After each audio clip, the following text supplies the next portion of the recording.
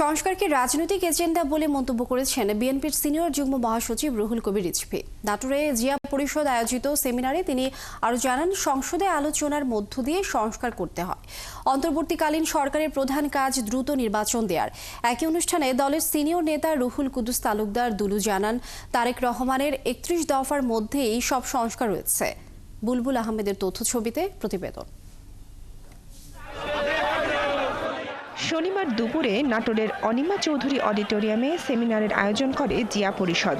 এতে অংশ নেন বিএনপির সিনিয়র যুগ্ম মহাসচিব রুহুল কবির রিজভী এবং দলের জাতীয় নির্বাহী কমিটির সদস্য রুহুল কুদ্দুস তালুকদার দুলু।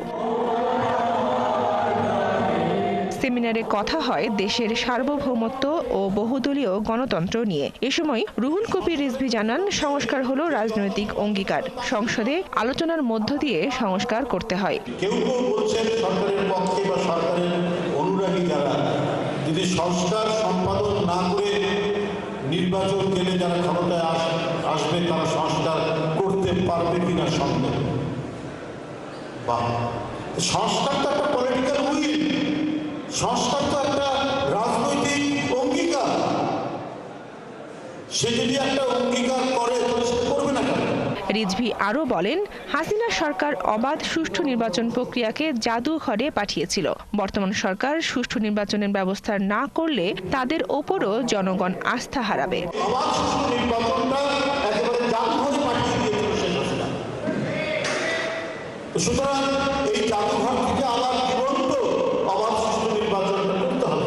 একটি সরকারের তার যে দৃঢ় সংকল্প এবং অঙ্গীকার, যেটার উপর জনগণের আস্থা বাড়ে, সেইটা অনেকটা দুর্বল হয়ে যায়।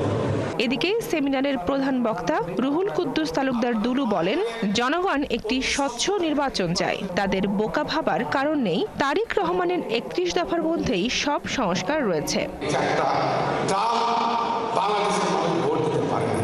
তাই আমি আপনাদের কাছে অনুরোধ করব, যারা সরকারে আছেন, আপনারা দয়া করে অতি সত্বর একটা নির্বাচনের তারিখ দিয়ে ঘোষণা দিয়ে আপনারা দয়া করে এখন থেকে আপনার নির্বাচনের কাজ করেন।